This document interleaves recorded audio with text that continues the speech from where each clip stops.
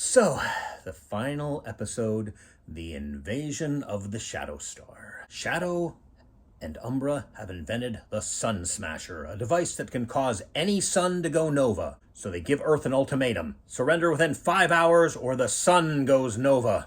Meanwhile, Rob is working on something in secret, and the Orbots realize that it's their birthday tomorrow, so they talk Ono into tapping into the computer, and they find these plans for new Orbots. So they think he's going to replace them, and they want to prove that they're still useful, so they take a transmat beam and go to the Shadow Star.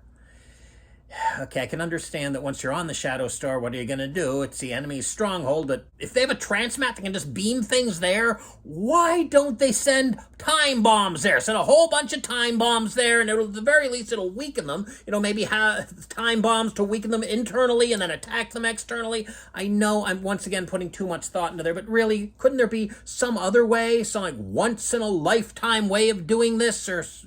But anyway, the Orbots and the beam car, because you do need the beam car, as has been established, go there, and Ono discovers that without Rob's help, she can't operate the controls efficiently. And then Rob discovers what happened, so he beams to the Shadow Star, and he gets captured. But then the Orbots are flying through the memory banks of Umbra, and doesn't occur to them to start smashing stuff for some reason, but Umbra traps them in their own minds, or his mind, rather, their worst nightmare, being sent to the scrap heap. Meanwhile, Rob is trapped in a bubble, because of course he got captured, and he easily gets out, and then he's trapped, he's running through the mazes, and then he finds a control panel and causes a short circuit, and the short circuit also frees the Orbots from Umbra's mind, and eventually they rejoin, and they actually have a good explanation for why there's a 5-hour time limit before they destroy the Earth's sun. Apparently the weapon, the Sun Smasher, needs time to power up. And finally Umbra says, "Fire it now!" "But sir, there's 5 minutes left for it to power up." "I don't care, do it now!" And Orbot stops the beam with their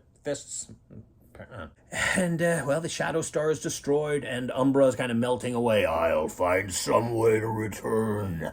So it's the not completely definitive defeat ending. It's like, well, it could be defeated, but it's set up that it might be possible from the comeback. And it turns out that the designs for new Orbots were actually the original design before Rob decided to improve it and build the Orbots we know now. The thing he was working on was this computer. It says, "Happy Birthday Orbots," and gives them all cakes on mechanical arms. Bit anticlimactic there, I mean. Great, spectacular fight there. They even have some of the additional lyrics of the Orbots theme. Turns out that unlike most American TV show themes, and like a lot of Japanese ones, the TV size one is only the shortened version. There's actually a full-length version. I wonder if that was ever released anywhere. Yeah, so, I think other than the whole, gee, it's so easy to break into the enemy's stronghold thing, which, well, I think the Street Fighter American cartoon did the same thing. That's far too often the case in American shows, and maybe the anticlimactic thing with the cake. I mean, I was hoping that the designs were upgrades. That would be a good idea. No, they just didn't check the dates. It's like the Roger Rogers and the Clone Wars pilot film. It's like, wait a minute, why they can't remember numbers? They're robot. They're computer. I mean, it's nice that it had an ending, albeit an open-ended one, and didn't just stop. I'm looking at you, Zone Fighter. So, I don't think I'll be doing any more vlogs for a while. I've actually shot some. I mean, I should finish the Ultra Q vlogs. I shot a Squareplegs vlog, but if I can ever get my desktop computer up and running again, that's the problem. I got a new one, and now the old OS is incompatible with the newer hardware, and I'll figure it out eventually. One of these days, I might want to do a vlog of this series. I didn't pay this. I hope I didn't pay that much for it. Pretty sure this was on sale. Somewhere I have the first season of Mannix. I'm thinking of maybe eventually vlogging that, believe it or not. But in the meantime, I think I'll stick with something which I can just watch without having to take notes and then make a video about every time. So, don't know what I'm going to watch next. I have some ideas. I think, well, I got a rehearsal, or rather an audition to get to, and also, now, I don't need to avoid spoilers regarding Mighty Orbots, so hope you enjoyed this. Ooh, I've done a little more thinking, and, well, first of all, before I forget, I do want to give the series some praise for actually having some surprises. The obvious villain wasn't always the villain, for example. Okay, now that I've got that out of my mind, been thinking more and more about the final episode, and there's some things I could have done to fix things. Instead of having the sitcom cliche misunderstanding, which then leads the Orbots to use the transmat that they haven't ever used for anything before.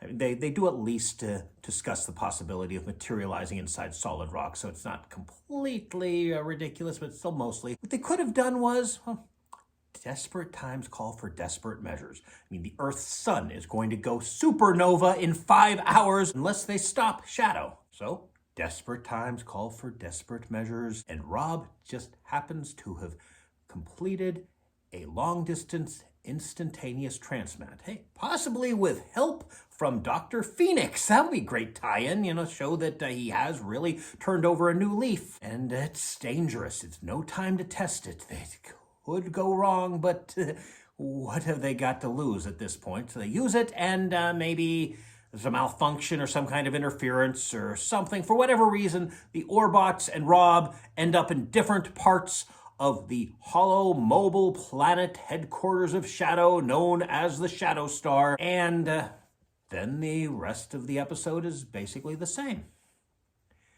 Yeah, like I said, one problem was a little too much of the exaggerated, cartoonish, dare I say it, bad sitcom personalities of the Orbots. Okay, I think I'm done now.